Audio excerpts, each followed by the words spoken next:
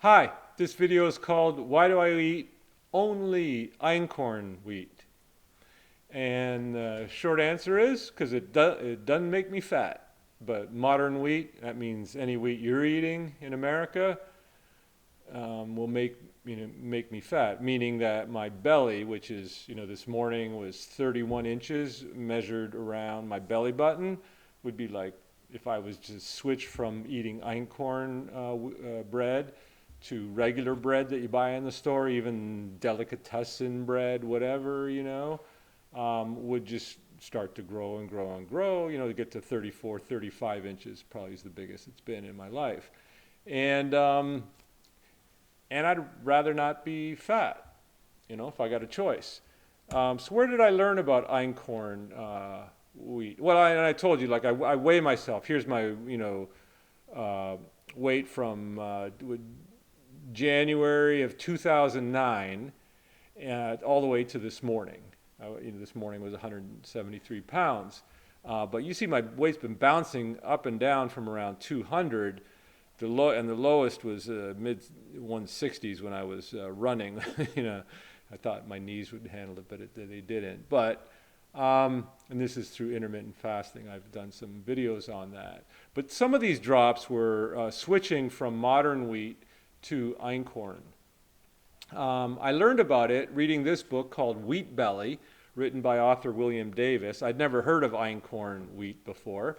What is einkorn wheat? Well, it's 14 chromosomes. It's ancient wheat. It likely originated from southeast Turkey. It was probably the first domesticated food in human history. And in the wild, and then it was domesticated, it had 14 chromosomes. And what I learned from Wheat Belly is that modern wheat has 52 chromosomes or 56 or something, over 50, because they took ancient wheat and they hybridized it with wild grasses. What einkorn wheat looks like is like in that American anthem, amber waves of grain. It's relatively tall, thin stalks that turn brown when it's ready to harvest, like that. And but the modern wheat, and some guy won a Nobel Prize for it, Borlaug, I think it was his name. He invented it around World War II, somewhere on this side or that side of it. And what he did, he hybridized it with these wild grasses, and it went from this tall plant to this short plant. It went from a skinny plant to a big stocky plant.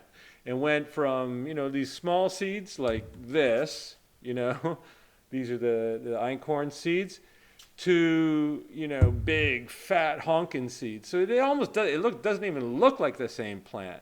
And why did he do that? Well, because it was drought resistant and weather resistant, and whatever. Because you have like bad weather, it could ruin your crop for this kind of wheat, right? The ancient stuff. So this invention was pretty cool. From these berries, and we have a grinder. We grind it into flour, and using a bread machine, my wife experimented with a recipe of hers. She's like an artist, and she, with everything, with art and food art and whatever. She's like creative. Anyway, she hit upon like an amazing, einkorn bread recipe, and I'll even make it myself now, But it is awesome. Like this bread, I didn't even have to put it in the fridge. It could stay out for 5 days and not go stale. But I love it, and it's good. And then what I'll say about modern wheat will grow my belly. This won't. Modern wheat will constipate me. This will keep me going in a very regular way. That's personal experience. Now, this wheat is so like ancient. It goes back 12,000 years, and it's the first domesticated food. So maybe it's no surprise that it agrees with this particular human body. Would it agree with yours? I don't know. Maybe you're an alien, but it works for me. Let's just say that. It keeps me healthy, keeps me lean, and it's damn tasty. That's why I eat only einkorn wheat.